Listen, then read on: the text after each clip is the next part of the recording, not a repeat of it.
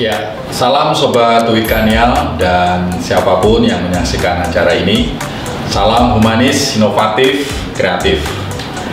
Universitas Widya Kartika dengan UNESA, Universitas Negeri Surabaya, itu telah bekerja sama sejak November 2017. Satu kesempatan yang luar biasa kali ini kami dari UWK mendapatkan kedatangan tamu narasumber yang luar biasa.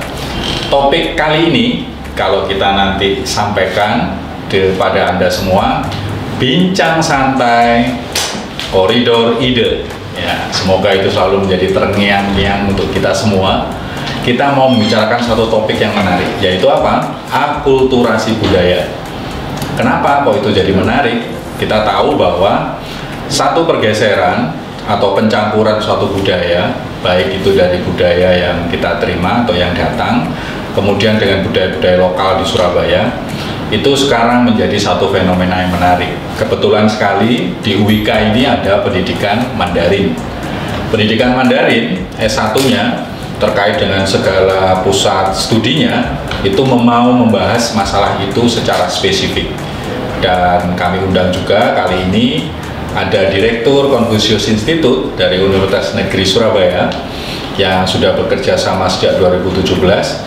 Itu harapannya adalah juga untuk bagaimana sih respon atas akulturasi budaya selama ini. Kedatangan tamu juga yang luar biasa, akhirnya kita undang juga yang mewakili dari UWK, yaitu Bapak Om Peter Leonardo. Nah, ini beliau juga dari Dekan Fakultas Sastra Bahasa Mandarin.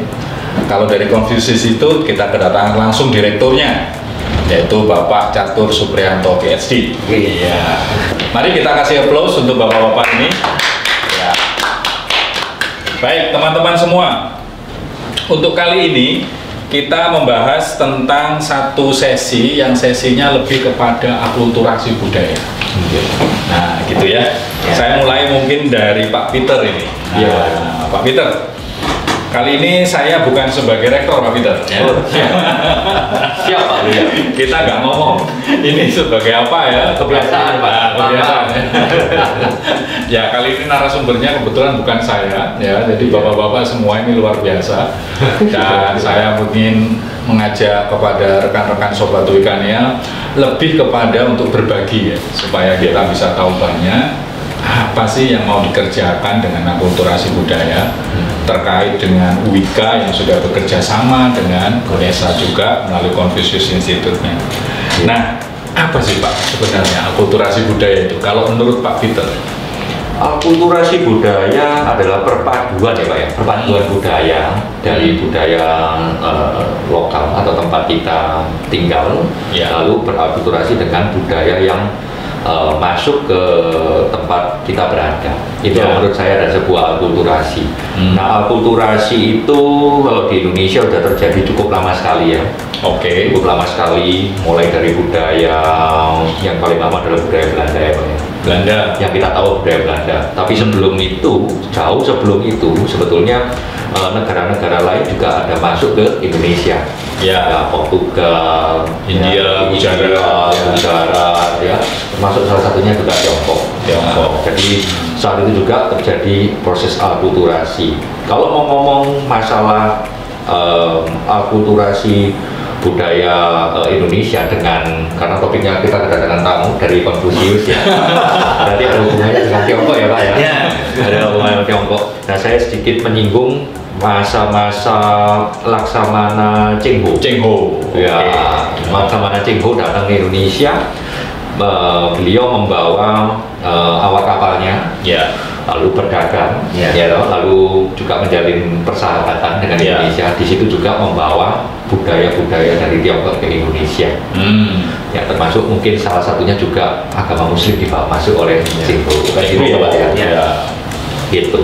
Jadi akulturasi budaya ini terjadi di setiap negara, Pak Rio. Dan saya merasa dengan adanya akulturasi budaya, keunikan budaya ini bisa menciptakan budaya yang dimiliki oleh Indonesia yang sekarang ini.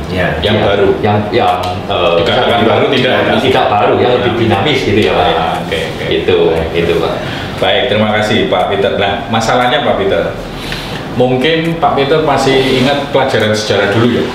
Yang terkait dengan bagaimana Cungkok masuk itu pada awalnya justru lewat Kutai, ya Kalimantan ya. Bagaimana di sana ternyata di sana ada tambang emas yang besar dan alih-alih hanya membawa penambang atau pekerja untuk penambang emas, ternyata Tiongkok juga membawa para pekerja atau para pedagang lebih tepatnya yang kemudian malah shuttle juga di beberapa kota besar, salah satunya Surabaya. Ya. Nah, coba di sana kita lihat hasil-hasilnya juga kan ya. Hasil-hasilnya masih banyak kita lihat atau kita nikmati di sekitaran kota kita. Ada Kembang Jepun, ya, terus kemudian ada apa lagi itu Kapasan. Belum lagi yang sekitar Pasar Ratu. Nah, nah mungkin itu bisa kita sebut sebagai hasil ya, hasil. Tetapi apakah itu kemudian bedanya dengan asimilasi? Nah, apa itu? Akulturasi itu yang seperti apa dengan asimilasi? Apakah sesuatu yang berbeda atau sama? Nah, mungkin bertanyanya ke Pak Catur ini. Apalagi Pak Catur punya pengalaman, pernah di Shanghai ya Pak, studinya. Nah, mungkin seperti apa Pak?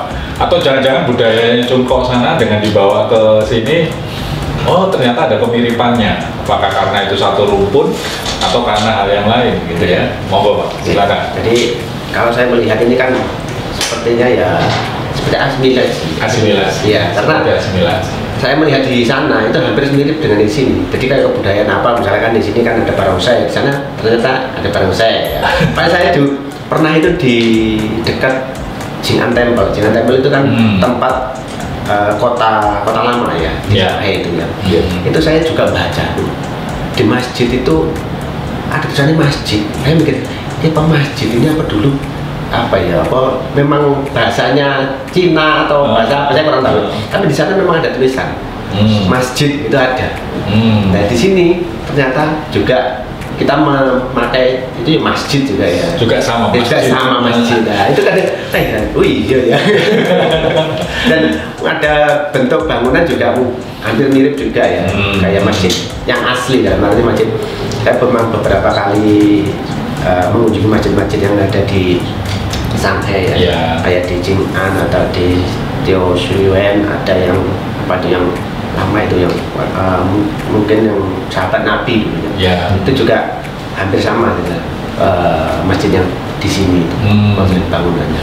Nah, berarti situasi yang sudah menggeser sedikit banyak ya budaya-budaya lokal kita. Apakah artinya kemudian budaya lokal kita itu istilahnya dipengaruhi itu dalam setingkat apa? Apakah sudah benar-benar hilang atau malah menjadi sesuatu yang lebih unik lagi, atau benar-benar malah sebenarnya tidak terpengaruh sama sekali terhadap campur tangan atau pengaruh dari budaya-budaya yang mungkin Bapak-bapak semua sekalian, kebetulan ini pokok bahasan kita adalah Cungkok ya. Iya. Nah, gimana kalau menurut Bapak-bapak sekalian? Ini mulai dulu Pak Peter, setelah itu Pak Catur.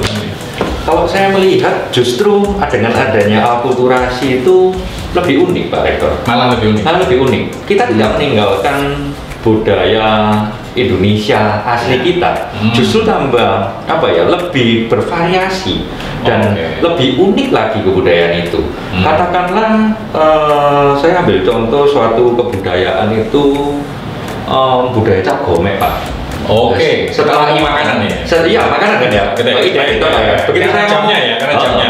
Saya ngomong Cap Gomek langsung, ini makanan gitu ya. Sebetulnya enggak ya? Tidak Pak.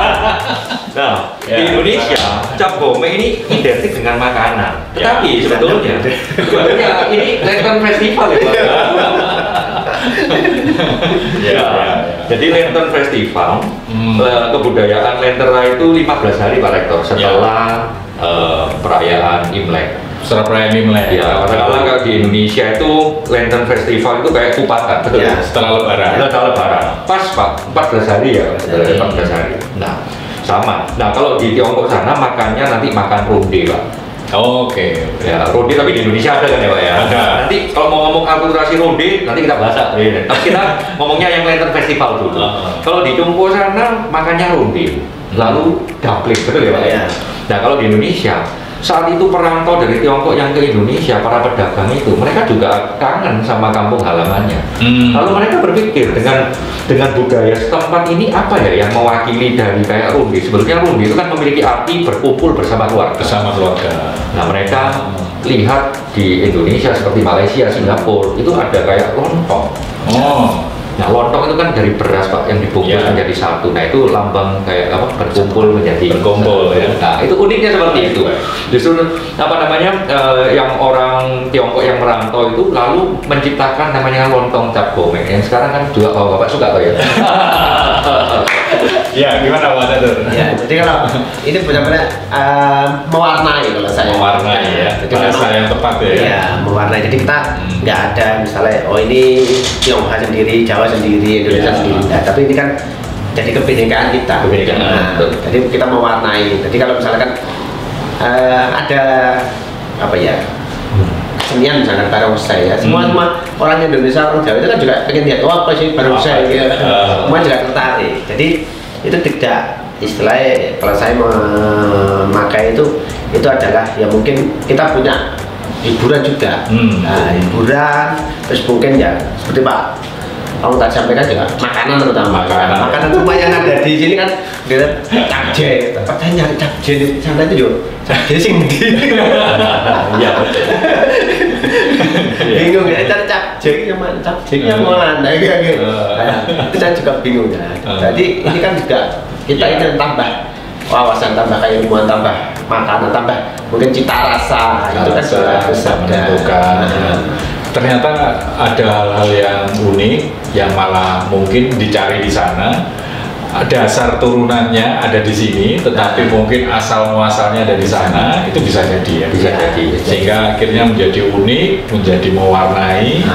Nah, sementara pengayaan-pengayaan itu justru malah juga tidak membunuh yang tetap asli, yang tetap lokal gitu ya. Sehingga arti mewarnai lebih colorful, lebih penuh, lebih banyak, lebih beraneka, lebih semakin membawa orang pada pilihan-pilihan, dan hidup menjadi lebih dinamis gitu ya, seperti itu. Nah, oke, kita ambil positif-positifnya dari akulturasi itu, dan hemat kita masih setuju nggak Bapak-Bapak sekalian bahwa ini masih menjadi satu pokok bahasanya sangat menarik sampai kapanpun. Nah, Pak Catur dulu. Kalau saya ini ya menilai ini sangat menarik dan mungkin sampai kapanpun ini kita harus ya terus belajar ya. Dalam arti kita nggak bisa kayak misalkan orang oh ini harus ini harus ini nggak bisa. Tapi ini adalah topik yang sangat menarik. Mungkin kedepannya juga itu kita ketemu dengan teman-teman yang dari Tionghoa itu misalnya yang sudah lama di sini atau yang baru datang itu juga kita perlu banyak belajar menggali ya. Karena siapa tahu justru ya hal-hal baru masih tumbuh lagi masih terus padahal sementara kita sudah mendapatkan ini sangat menarik tetapi ternyata ada yang lebih menarik lagi begitu ya. Dan artinya PR itu sebenarnya bisa dikatakan PR yang selalu berkelanjutan. Topik ini akan selalu menjadi satu pokok bahasan yang tidak akan pernah henti-hentinya. Karena budaya itu hidup Pak Rektor. Sejak zaman dulu sampai sekarang budaya itu tidak pernah ngomongnya tidak pernah mati ya Pak. Selalu hidup, selalu kembang, selalu bertumbuh sampai kapanpun. Budaya kita sekarang ini punya ciri khas seperti ini. Tetapi di generasi anak-anak kita atau cucu-cucu kita pasti budayanya sudah memiliki suatu ciri khas yang tertentu. Nah, kalau tadi kembali ke pertanyaan Bapak, apakah akulturasi budaya ini kira-kira perlu Pak enggak sih? Kalau saya perlu Pak, karena kita melihatnya mungkin perbincangan kita akulturasi budaya adalah kebiasaan nanti makanan dan lain-lain. Sebetulnya akulturasi budaya menurut saya juga luas Pak. Misalkan budaya nanti berbisnis. Budaya berbisnis. Sekarang kita melihat Pak Rektor, semua maaf Pak Rio ya Pak. Sekarang saya tak santai sedikit karena di depan saya rektor saya harus serius gitu. Ini rektornya nggak serius soalnya. Jadi gini Pak, kalau kita melihat ya, apalagi sekarang kalau bapak-bapak juga yang kita akan menyambut ya G20 kan. G20. Nah, semua bisnis atau perekonomian di dunia ini berpusatnya kalau nggak di Amerika ya di Tiongkok. Kan seperti itu ya. Lalu semua negara juga berbondong-bondong belajar ke Tiongkok. Ya. Nah, saat kita belajar ataupun dari Tiongkok menanamkan berinvestasi di Indonesia, Ya. otomatis terjadi sebuah interaksi antara manusia dengan manusia. Betul. Nah, di dalam situ pasti ada akulturasi budaya kehidupan. Dan selain budaya kehidupan, kita bisa belajar tentang budaya bagaimana sih orang itu berbisnis. Ya. Nah, menurut saya, singkat saya setuju dengan Pak Catur ya, kita tidak boleh berhenti belajar. Dengan adanya akulturasi budaya, kita belajar Pak sesuatu yang baru supaya untuk membangun negeri ini lebih maju lagi gitu ya Pak. Sebenarnya saya seperti itu. Jangan malah menjadi penghambat. Betul. Jangan malah menjadi tidak bersatu. Jangan malah kemudian mentang-mentang beraneka sehingga sulit untuk bersatu atau malah membuat perbedaan semakin tinggi. Itu. Ya, baik. Oke Pak, sebagai konklusi sebagai konklusi. Apa kira-kira pesan dari Pak Peter, Pak Catur kepada kaum muda Wikanial, kepada para mahasiswa, kepada para siapapun yang menyaksikan acara ini, gitu ya? Pesan moral apa ataupun juga pesan-pesan implementasi yang bisa kita tindak lanjuti bersama, ya, terkait dengan isu yang sangat menarik ini, akulturasi budaya. Monggo, saya persilakan Pak Peter. Saya dulu nih. Saya dulu nih. Oke, silakan Pak. Pesan-pesan kepada rekan-rekan mahasiswa ya ataupun calon mahasiswa, akulturasi budaya itu indah. Itu saya ngomong dulu, indah. Indahnya itu seperti apa? Indahnya itu kita bisa mengenal budaya dari negara yang lain. Nah, kita bisa belajar sesuatu yang baru. Indahnya itu di situ. Nah, buatlah akulturasi budaya atau perbedaan budaya ini, kita ambil poin positifnya, gunakanlah untuk membangun negeri ini, negeri kita yang tercinta Indonesia ini. Ya, itu dari saya Pak Rektor. Terima kasih Pak Peter. Mari Pak Catur. Kalau saya misalnya ya untuk generasi muda, terutama yang di UBK ini, teruslah bersatu untuk maju. Ya. Bersatu untuk maju, dan kita kalau ada yang baru datang, jangan langsung menolak. Kita harus belajar bagaimana kita tetap bersatu, tetapi mungkin kita nanti bagaimana meningkatkan untuk Indonesia ini lebih maju lagi. Baik. Terima kasih Pak Catur, terima kasih Pak Peter. Ya, salam Wikanial, semangat selalu ya, pesan-pesannya luar biasa. Kita nanti akan kembali pada sesi yang lebih tajam. Sesi kali ini kita baru mendefinisikan saja. Dan jangan lupa, bincang santai, koridor ide. Hidup selalu untuk Anda, Tuhan memberkati.